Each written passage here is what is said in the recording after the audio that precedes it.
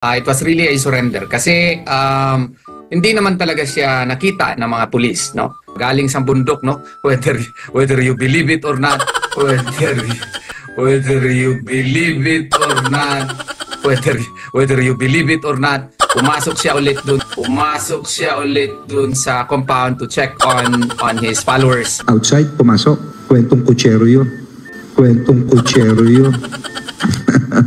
Alam niyo kung bakit? Nasa labas ka na, tumakas ka na. Ang tagal yung sinasabing, hindi siya magpapahuli, hindi ba? Nasa loob ka na, papasok ka pa ulit. Dito ka na magsumurrender kung nasaan ka man. It was really a surrender. Maski naman po yung PNP ay nag-acknowledge po niya. Nahuli siya doon mismo sa loob. No? Andito isang PNP na kasama natin, si ating PNP dito. Pinasok siya roon at nung palabas, sila, pinatabi na lang namin yung mga police so that they could get out. Okay? Yun ang nangyari. It was the PNP, doon siya sumuko.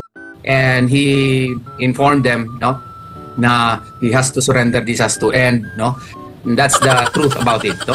They're just laying the basis that he is surrendered. But it's, sabi ko nga, kwentong kutsero ito. Huwag tayo maniwala dyan.